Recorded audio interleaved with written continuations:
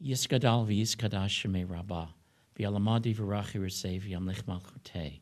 V'chayechon uv'yomechon v'chaye dechol beis Yisrael.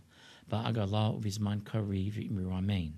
Yehi shemei rabbah mavarach le'olam u'la'almei almaya.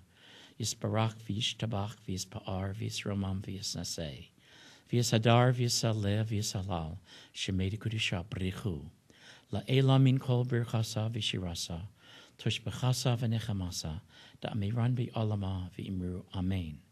Oseh shalom bimramav, huya aseh shalom, alenu v'al kol Yisrael, v'imru amen. And I said it a variety of times, but this is the only time I said it in front of a dead body.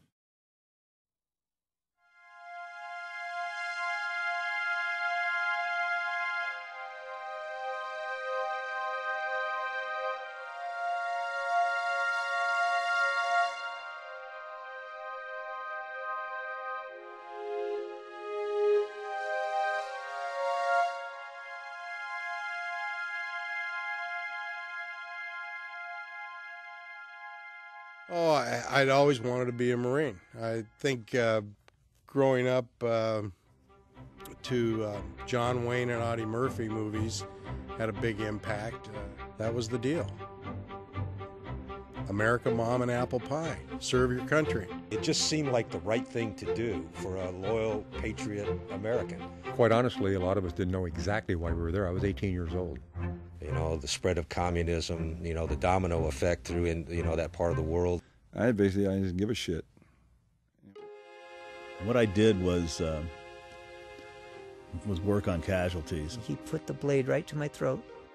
You could see right through his chest. He had a hole in him this big. It was. The shrapnel went right in his eye and lodged in his brain. I went over to him. I think he was still alive. He may have died in my arms, but he was completely out. If he didn't die in my arms, he died on the chopper as soon as he got on the chopper, because he never made it back. You go from a little boy, an immature little boy, to a man in a matter of minutes, hours, whatever.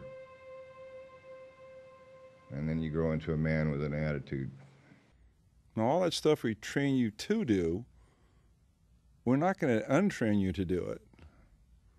And if you got PTSD, well, we basically don't care. We'd experienced people yelling at us, and I was very surprised. I had no idea they hated us so much. They'd call us baby killers and throw stuff at us. I was spit on 3 times before I got out of the damn airplane terminal. I never had that experience. When I came back, I never had that type of experience where someone would come up and call me a baby killer or throw stuff or things like that. I don't think I've ever come home.